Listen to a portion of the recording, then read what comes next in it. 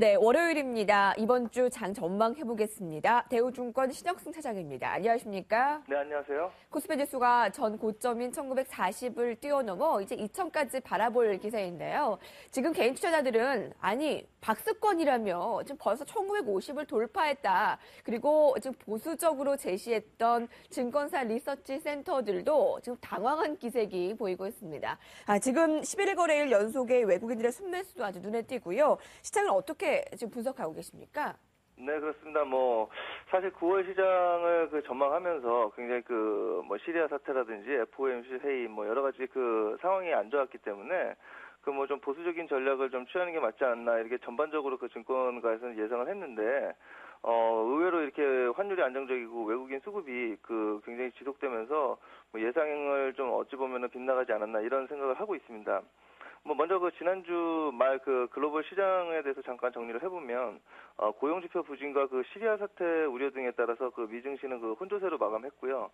고용지표 부진이 양적 완화 축소 시기를 늦출 수 있다는 기대감에 지수 상승을 이끌었으나, 미국과 러시아의 시리아 사태에 대한 의견차로 불확실성이 확대되면서 지수 상승을 좀 제한하는 모습이었습니다.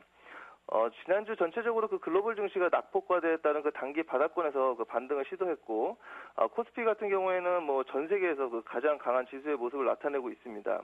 이는 아까도 말씀드렸다시피 환율 안정과 외국인 대규모 수급에 따른 결과로 우리는 해석할 수 있겠고, 이와는 반대로 코스닥이 코스피와 디커플링을 진행 중이면서 지지부진한 상태로, 사실 개별주나 종목 장세에 대응하시는 분들에게 있어서는 좀 다소 아쉬웠던 시기가 아닌가, 이런 생각을 하고 있습니다.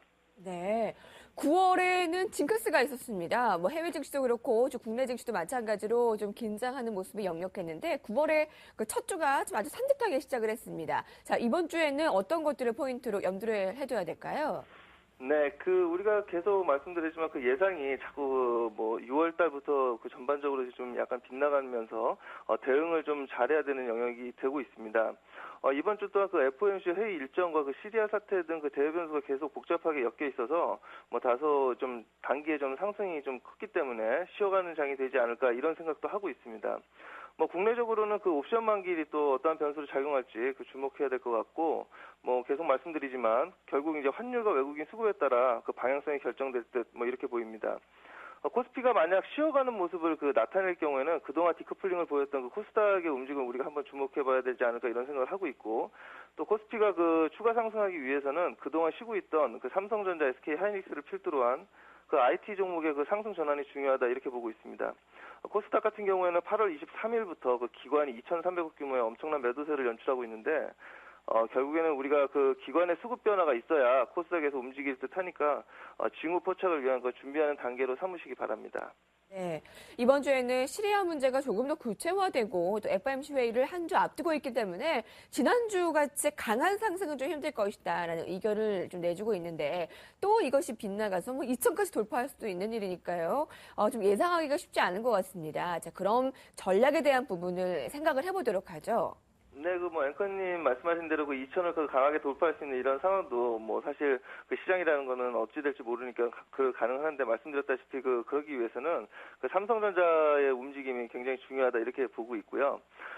마지막 주말 미 증시가 혼조로 마감하여서 오늘 금일장 오전장은 어떻게 진행될지 이렇게 일단은 관망하는 전략을 하는 게 맞다고 생각합니다. 특히 월요일장 같은 경우는, 특히 월요일장 오전은 주에 향방을 가늠할 어떤 징후를 포착하는 이런 상황으로 우리가 이제 정보를 수집하는 단계로 삼으면 대응하는 것이 맞다고 보며, 코스피는 환율, 외국인 수급, 더불어 중국 시장 지속하여 주목할 필요가 있고, 코스닥 같은 경우는 기관 수급이 어떻게 이제 수급 전환이 되는지 확인할 필요가 있고, 또 외국인 수급까지 확인한다면 안정적으로 대응하실 수 있으리라 생각이 됩니다. 기존에 주식을 가지고 계신 분들이야 코스피 같은 경우는 일단은 계속 보유하는 전략이 맞는 것 같고, 또 신규 매수로 이렇게 생각하고 있으신 분들은 코스피 같은 경우는 이제 일단 서두르지 마시고요. 일단 눌림목을 공략하는 방식으로 조금 여유 있게 접근하시는 방법이 좋을 듯하고, 코스닥 같은 경우는 그 수급 전환이 확인된 후에 그 접근하는 것이 맞다고 생각됩니다. 마지막으로 그 관심 종목 같은 경우에는 최근 그 4개월간 그 계좌 수익률의 그 성패는 결국 자동차주가 포트폴리오에 어느 정도 있느냐로 판가름이 됐다 이렇게 생각이 되고 그 현재 주도주인 그 자동차 관련주의 상승 추세를 우리가 지속해서 주목해야 될 필요가 있다 이렇게 보며 코스피 같은 경우에는 GS, CJ, CGV, 한국가스공사, LG상사, 휴캠스 그다음에 코스닥 같은 경우는 이오테크닉스, 코렌텍, 디오텍 정도 이렇게 관심을 가져주시면 괜찮을 것 같습니다. 네. IT와 자동차 관련주의 상승이 이어질까 그 추세를 잘 살펴봐야 되겠고요. 관심 가질 종목들도 얘기를 몇 가지 들어볼 수 있었습니다. 대우증권 신혁승 차장이었습니다. 잘 들었습니다. 네, 감사합니다.